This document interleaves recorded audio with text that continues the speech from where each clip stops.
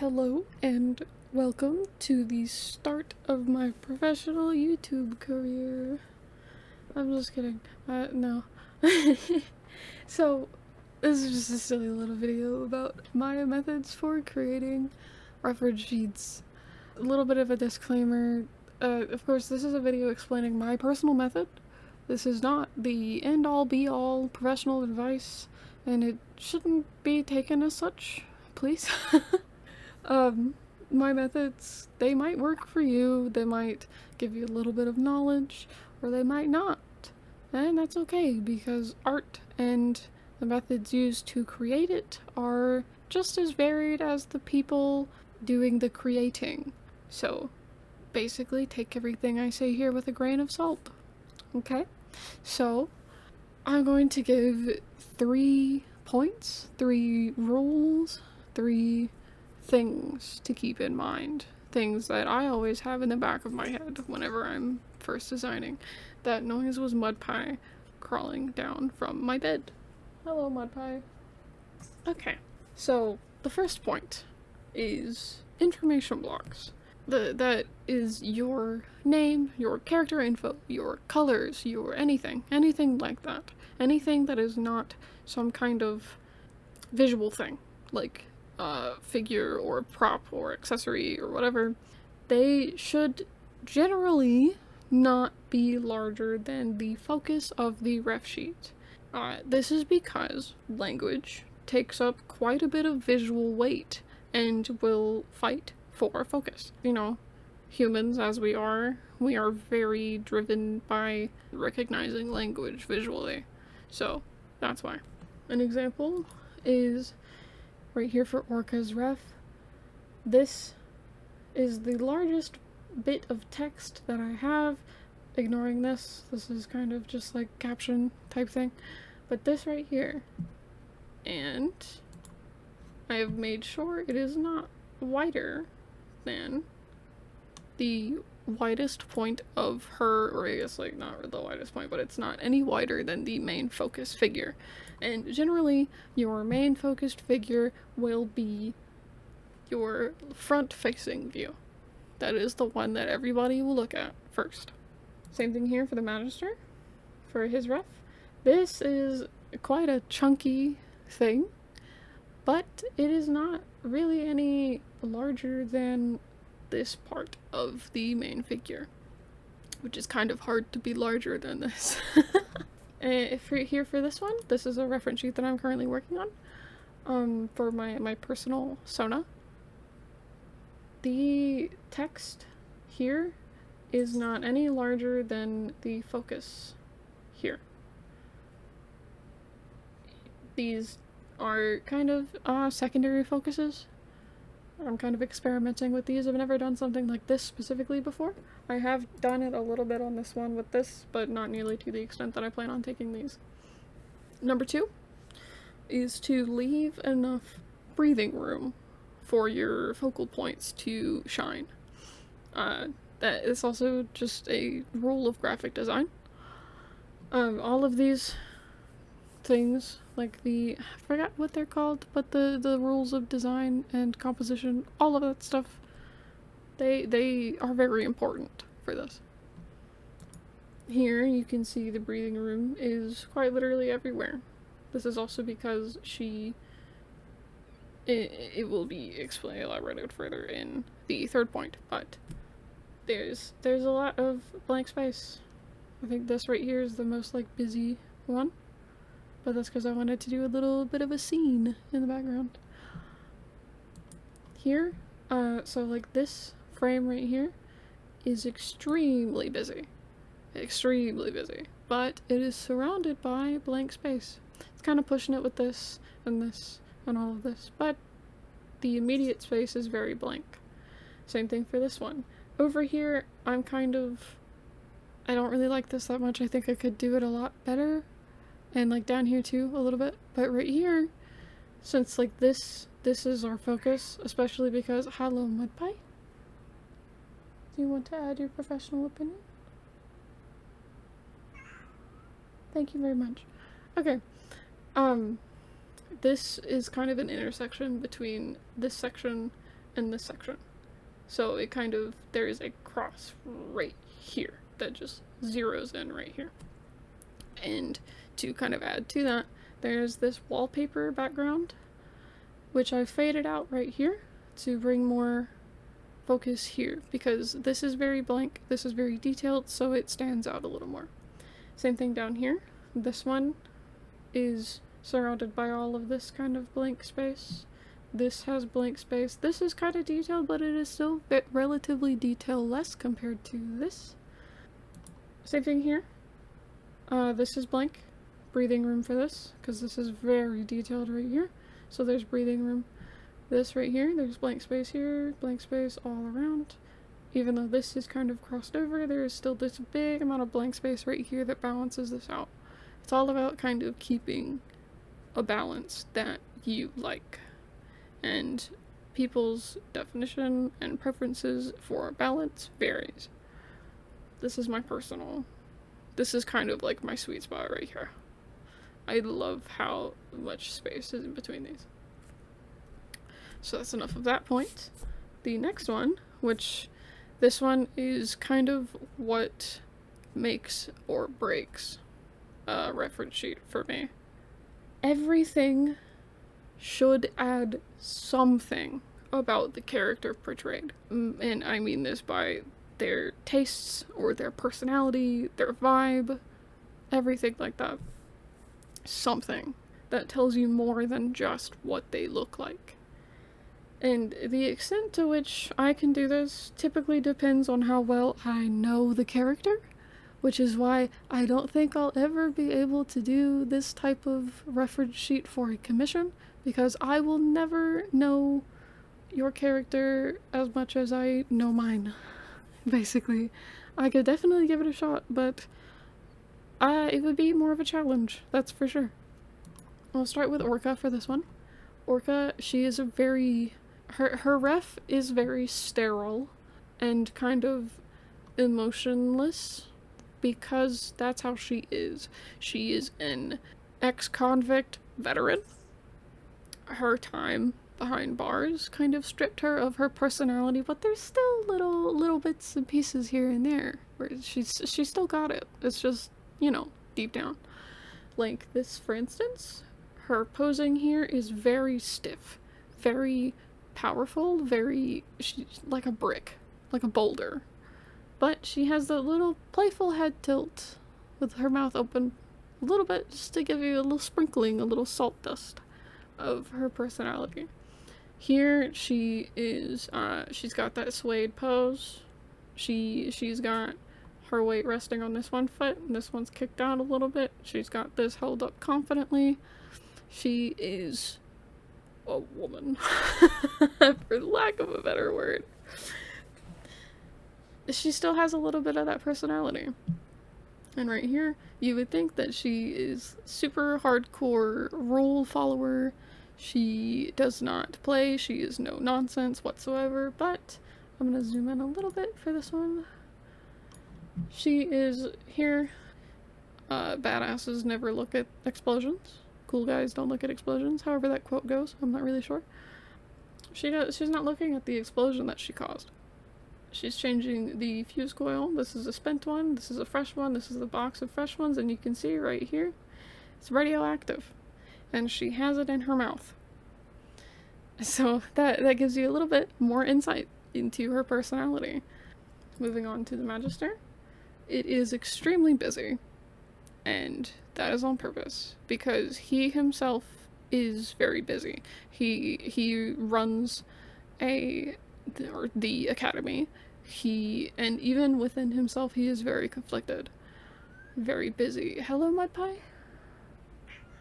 Thank you so much. You got anything else you want to say? Nope. Okay. He is very vain.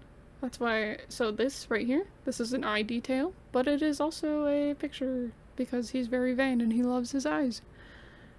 This right here is another picture, but I've also framed it like a mirror, and in his expression, he's not very happy. This is also a detail shot showing like the color of his mouth and his teeth, but he's inwardly, he is very critical and not very happy with himself. In the large full body here, his arms mimic his wings, and you know, this one he's got it folded up, this one he's got it stretched out, almost like it's an extension of, or and a replacement for what he has lost. He developed these wings after he lost his arm, or like they were there, but he really pushed them to this grand state after he lost his arm to kind of make up for it. And here, this is a detail shot for his prosthetic, first and foremost, but it gives you a little bit into his personality and what he likes to do. He is very lax, his pose is very lax, but it's still very kind of confident. He's reading a book, he likes to read, he is smoking a cigar, and he enjoys an occasional cigar. This glass tonbe, I guess is how it's pronounced, bird ashtray was given to him by his lover. And you can see from all of the ash within it, he uses it a lot. So that tells you how often he actually smokes cigars. All of these furniture bits, they have motifs that are in the picture frames, like this flower thing up here is right here, and right here, and right there, and also it's his feathers here. There's this orchid, which is an orchid that he grows in his garden, and that's also here. And there's there's little bits of it, like these little strands right here off of the flower-like things on the frames. He likes to journal. The ink pen quill thing is on the left side because he's left-handed. He doesn't have a right one, so he can't write with that one. And here, I'm gonna zoom in a little bit closer. You can see his writing. Here he's got like an exclamation point, it's very positive, there's a love heart, there's 2 exclamation points, there's 2 hearts. And then here, there's little tear stains, it trails off, and this is what he has been working on before he hopped up from his little podium, and he's like, huh, whatever. Yeah, this is another thing. Back view. And it's also kind of showing his tastes in material items, as well as like the furniture and everything. He likes expensive stuff. He likes full silk bedding. He likes the meticulously custom carved Victorian kind of mahogany furniture. He's got like the gold leafed Victorian wallpaper. He's got the red silk Broadway curtains, theater curtains, because he's very much a theatrical person. And even here, like this little thing over here, it's first and foremost a detail of his hand to show his nails and the coloration of his hand, because it's not really well seen in other things, but it's also a little he likes to gossip and he likes to make snide little remarks. And it's also like maybe he's talking really bland here, but then he really brings out like the aristocratic accent, the very bougie accent with the cursive writing. And also here with my Sona, it's very different from the Magisters, and that's because I am very different from the Magister. It's very, I don't really know what art genre this would be, not really contemporary, but very comic-esque, with the square boxes and everything is kind of condensed, not condensed, contained into a box. Hello, Mud Pie? Everything is contained in a text box, like a comic, which kind of adds to, like, I illustrate comics, kind of. Sometimes I illustrate things, so comics are always very illustration forward, so there's that. Kind of silly, goofy, stupid. That's me. I like bugs. There's a bug there. I have a little bit of an ego, which I think most artists do. You kind of have to keep yourself going sometimes. So that's why there's the sort of like the name meow in the eyes. things like that. I like sleeping. I like napping. I like having little things. Those are my glasses. This is actually the cat tree that my cats have. Kind of. It's derived from it. It's the same colors, same material. Um, yeah. I like going through stuff. I'm easily spooked, stuff like that.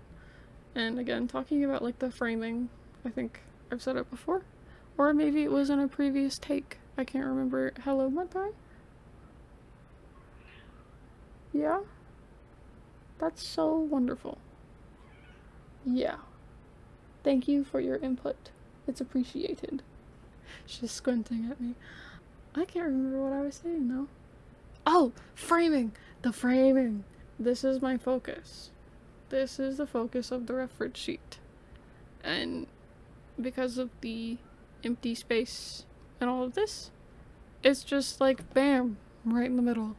So I hope that this gives a little bit of insight on kind of how my brain works about these things.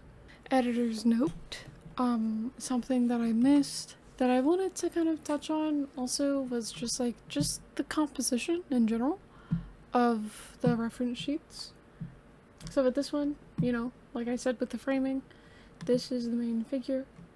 You've got all of this this leads down into this angle, which swoops back up into the body. This also kind of like swoops down, and then this like brings it all the way back around again. This too, where you have the title thing, points into this, which kind of goes down here, follows along this edge, goes back to the main figure. It all kind of goes, even the tail itself points right back down to the feet, which kind of, this has an upward angle, so it brings you right back up. There's that. In the Magisters too, kind of the same thing. Once again, we have that sort of diagonal swoop in the corner that kind of circles right back up into the main figure. We have this over here. We have his name here, goes down to this, goes to here, goes through this arm, all the way back up through like this feather, all the way back up around here. I guess I could also go over her here. We have this right here. Kind of circles this area right through here. Then there's this, which is like, this is super light, this is super dark. It pulls you into here. Also like the detail versus the non-detail. Yeah. Just little compositional things. There's also, again, with the sort of like diagonal swoops at the corners. Goes here, goes through her arm, up to her leg, and back up her body. And then to extension here, then up this angle. Like that. That brings you here. And then like down here. And then up again. Just things like that. And also I wanted to talk about the names themselves. I put a lot of thought into how their names are portrayed in the reference sheets because I think that also adds a lot to their personality. I think I've said that word like 6 times now. But this is SOL's, the Magister's handwriting. He wrote that on there because she is his principal for his academy. This is a sort of ID number code. Actually, each one of these means something regarding her. I honestly can't remember what they were, but I knew what they were at the time of making it, and I know that they have meanings. I know that the 4 is because she has 4 eyes. She has 1 cannon arm. She has 6 gills. I can't remember what this 4 is about.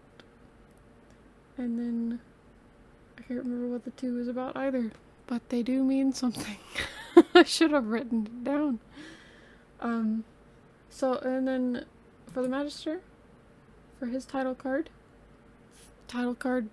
frame thing, it is very elaborate on the outside, and then very bland and very simple on the inside, because he puts up the front that he's an extremely elaborate person, very pretty, very glamorous, very pleasing person, but on the inside he's not really like that. So it's another little nod. For their colors, very uniform, very sleek up here, very sci-fi, very future for her, because it fits her vibe. Then for him, it is a scroll on the wall, because it just fit. You know, we have the canvas here, we have the writing material here, we have the same sort of like muted tones over here, so we bring the muted tones up into, it kind of starts here, then bridges over to here, then to here, then to here. And even like over here too is the muted tones. There's even like this shade of purple, I guess is purple lavender color, is also here. This shade of pinkish red is also mixed here.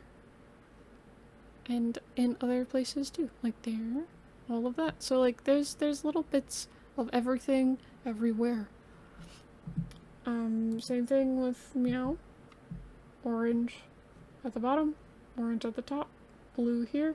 Not sure what I'm going to do here though. I'm probably going to bring orange and blue into these other things because that's my favorite color combination. And not just because I was obsessed with Dragon Ball Z for 8 years.